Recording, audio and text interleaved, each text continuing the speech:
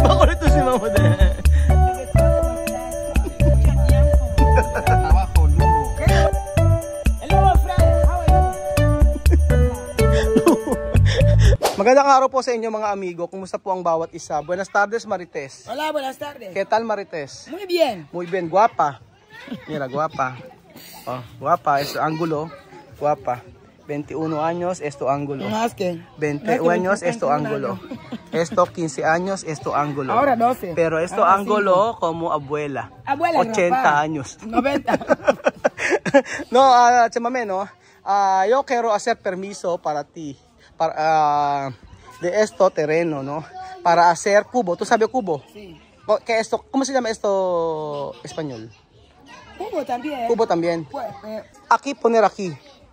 No, esto para negocio para Elvis, porque yo tengo corazón aquí echar, ¿no? sí. Elvis ganar mucho aquí, Sí. echar. Mama guapa allí ganar mucho, echar. No está bien. Selosa. Yun, kinukwento ko, isasabi ko kay Chamame, si Elvis ay ilang beses na pinapalaya sa pwesto, dati kila Mama Nina. Ngayon, doon naman sa may kila Mama Guapa. Kaya sabi ko kay Chamame, pinag-uusapan namin na pwedeng gumawa ng kubo dito si Elvis. Sabi ko, ang gagawa si Kuya Tonton tsaka si Elvis. Kaya lang, gusto ko ng permiso ni Chamame. Chamame, pero to aceptar, no? To dicho yo hacer aquí. Para tu niños. Para cuando tú salir y yo salir, Elvis tiene negocio aquí. Negocio, aunque persona puede venir a hacer fotos. Así, ayun. Oh, pumayag na po si Chamame mga amigo. Gagawa po kami dito ng Pinoy kubo. Inspired kubo po sa Pilipinas. Yan. Tama ba sinabi ko? Ayan. Ngayong araw bibili po kami ng materyales kasama namin si Pedro at saka si Kuya Bel. Yan po. So, bibili kami muna ng mga tabla at saka semento. So, pupuntahan namin yung bilihan ng tabla dito na medyo malayo po sa may lapas pa, sa may tindahan ng sa may ospital po, malapit sa ospital. Tinolo ko si Tonton. Ay, si Tonton si Pedro. Ano?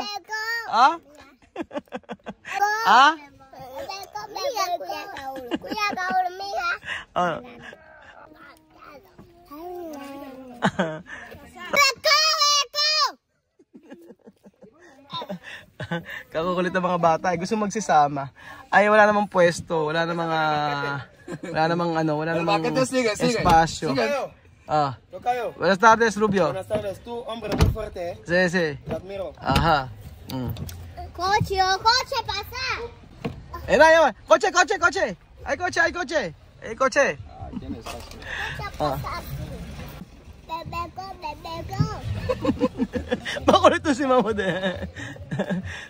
Nena, comer hueso. Ay. Halo. Papa ma. Ay, nanghampas. Inampas yung cellphone ko. Ang makulit ng bata na to. Nena, salbahe daw. Yo no quiero hablar con mi bebé. Ay, mi bebé, ¿cómo estás? Mucho tiempo. Trabajo duro. ¿Qué trabajo duro? ¿Qué abandono? Inabandon na raw. Ito, magandang love team si Chamame at si Pedro. Ang taga daw nilang di nakita, inabandon na daw ni Pedro inabandon na raw ni Pedro si Chamame. Alis na po kami mga amigo at bibili po kami ng mga gamit para po sa Pinoy Bahay Kubo. Excited na po ako mga kababayan dahil for the first time in forever. For the first time and forever. Ulit. Ang galing mo. Ano? For the first time and forever. Benyo kakanta ka na ng love song para kay Pero matawag na naman kay Chamame. Busy to si Chamame. Chamame! Sino kausap mo? Bagot ka kay kay Pedro. Ay, meron na naman ka transaction si Tia Celsa. Pwede yung kung merong team song si Chamame at saka si Pedro. Anong team song ang kakantahin mo para sa kanya? kasama lahat magagawa ata'y maiaalay sa'yo. Sa kasama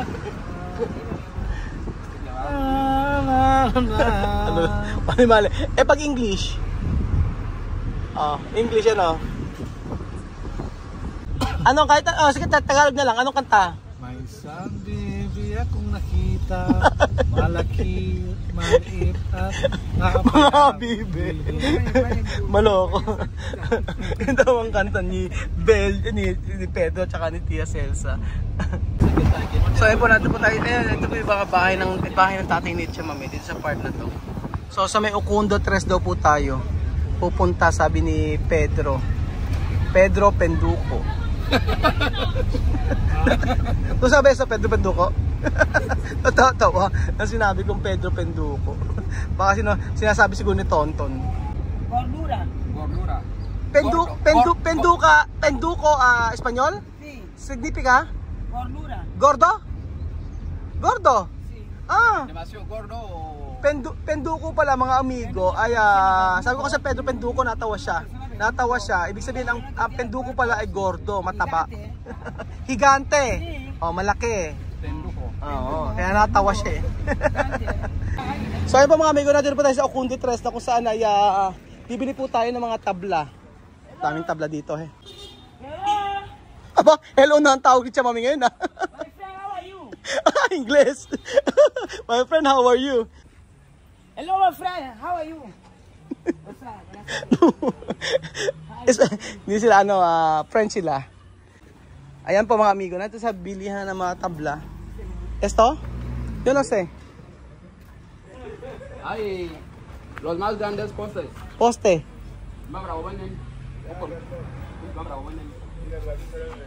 Ba't ito lang? Okay na to? Maninipis ata ito. At saka esto? Este pequeño.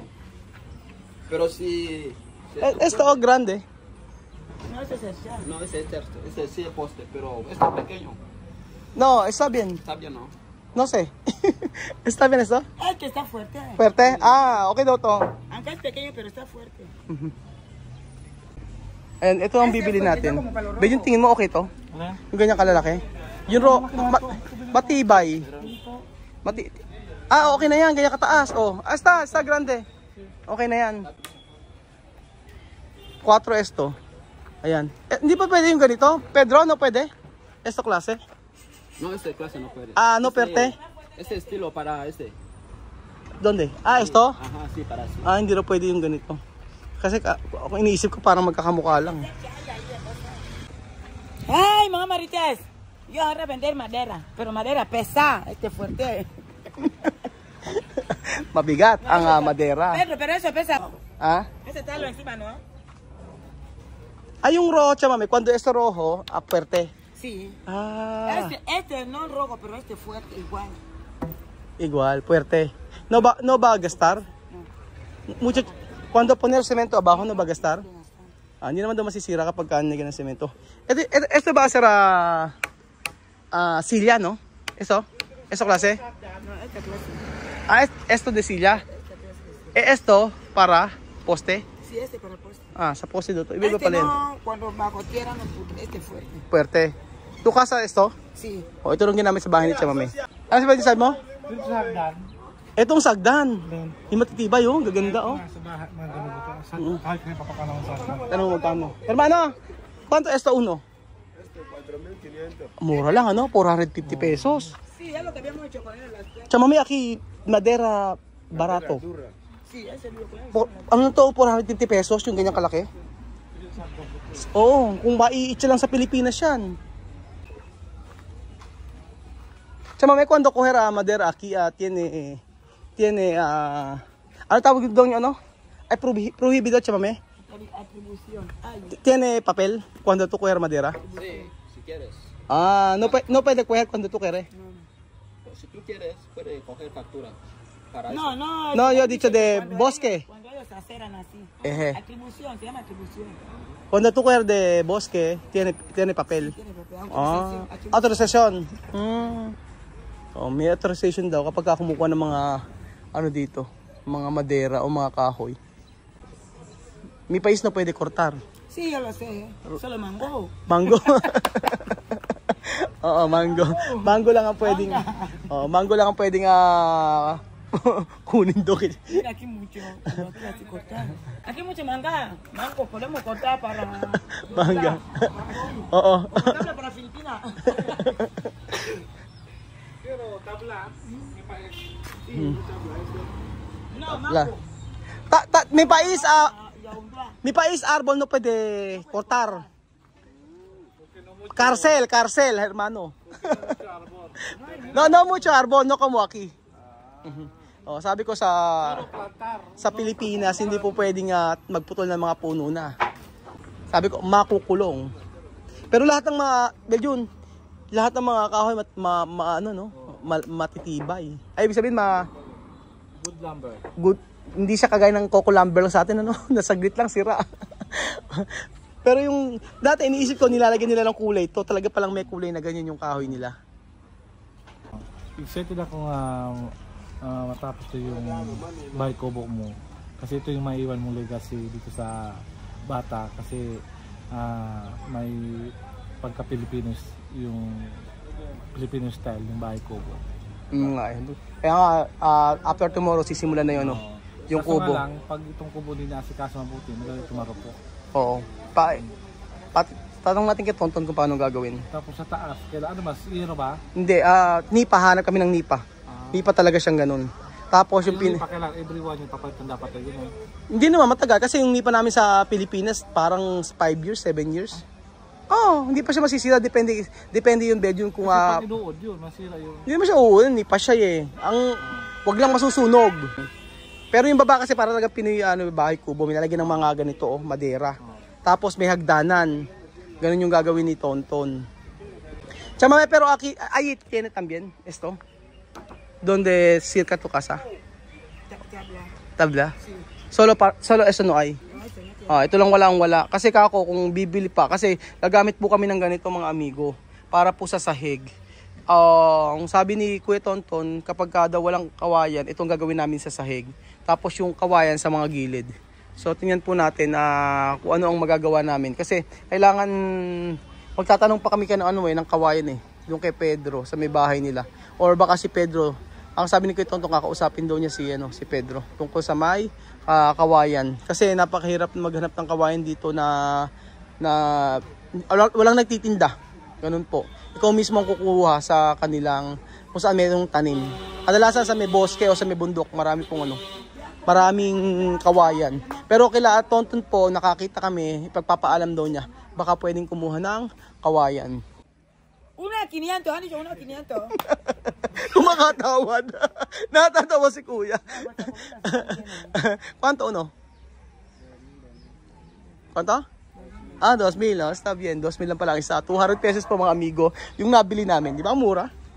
200 pesos yung ganito. Poste na yon. Mura. Yan. Gracias por ganar, tiene que ver. Ay, te quiero.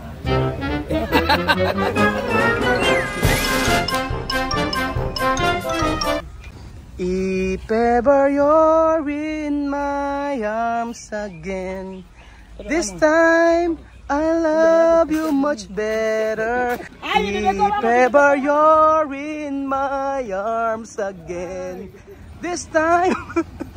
Vámonos. O yan na po mga amigo, nakabili na kami. Pauwi na po kami. At kailangan na lang ng semento. Yan. Meron pang na-aksidente. Ayan, aksidente. Problema. Ese barrio no bien. Primero atasco, ahora accidente. Meron pang aksidente. Tuwang-tuwa tuwang-tuwa, may na-aksidente na Pagkat kontento. Ahora atasco, primero, segundo accidente. ¿Qué pasa? Tingnan nyo po si Pedro, pinuntahan pa Pinuntahan pa ni Pedro, chismoso. Hindi ako chismoso, El coche está mal parado. Espera, ve. Mi bebé con chismoso, vamos. Bebé con chismoso, vamos. Bebé, ganera tayo. Izquierda. ¿Quién tiene problema? El que está aparcado. ¿Por qué? Porque ha aparcado mal. Oh, Sí, su No, coche atrás está en la carretera. ¿quién va boom? El otro que ha hecho boom, este que está aparcado sí que lo ha provocado. So ang may kasalanan daw po ito kasi mali daw yung pagkakapark. ¡Pedro, vamos! Ang nagpark ito, mali daw yung pagkakapark nito. Pero itong bumunggo, sino ba ang may kasalanan? Itong bumunggo o itong nakapark na mali? Mali ang pagkakapark. Sa tingin niyo po mga amigo. Pedro, ¿quién tiene problema? ¿Esto de aparcar o de hacer boom? El de aparcar, ¿Por qué? porque no sabe calcular el espacio. Espera. No calcula los Dahil espacios. sa atin ba, sino may kasalanan? Yung nakapark o yung bumunggo? Di ba sa atin yung bumunggo? Ang nakasalanan yung nakapark kasi walang parking doon. Para que miremos allá ahora. Ahí, No no problema. pwede sa problema. Ayan. So ang may kasalanan daw po ay yung nagpark ng na mali ang pagkakapark. Pero chama may aki problema de Guinea, no carretera de conductor, no tiene disciplina, no? Sí. Cuando tú quieres arrancar. Cuando tú quieres parar. Parar, Vamos al sitio. así. Hasta tú puedes boom, así. Sí, tú puedes raspar, tú puedes chocar, no importa. Oo. Pero yun, di ba dito ang problema dito yung mga driver kasi wala silang pakialam. Kung sasagasaan ka talaga nila, di ba? Wala pong disiplina mga amigo yung mga taxi driver dito. Kadalasan nagpapataasan sila ng nagpapagalingan po sila. So yun po ang nakakalungkot dito. Kaya ang dami nagkakaroon ng aksidente. Ang dami aksidente dito, di ba? Madalas wala naman traffic tapos magkakaroon ng aksidente. So minsan, alam niyo po ako, meron pang inurungan ako minsan tapos wala po siyang side mirror.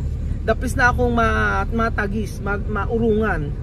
So sabi ko, iba talaga ako dito. Hindi kagaya sa Pilipinas, hindi ko alam.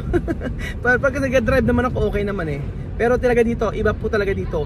Pwede kang banggain na ganun-ganun lang. So ayun pa mga amigo, dito pagkatapos ang ating video, gabi na po dito. Ayan po, walang masyadong ganap. Basta dito po nag-uumpisa ang bahay kubo ni Kuya Elvis, na kung saan ay Pinoy bahay kubo, inspired na bahay kubo sa Pilipinas. So excited po ako masimulan ito bukas. So pupuntahan po natin to hanggang matapos. Mabilis lang yan. Ang challenge lang mga amigo sa paggawa ng bahay kubo ay yung nipa. Dahil hahanap kami kung saan po may tindang nipa hut. So ayun po mga amigo, salamat po sa walang sawa niyo po panonood at God bless po. Adios, hasta mañana. Bye. Ciao.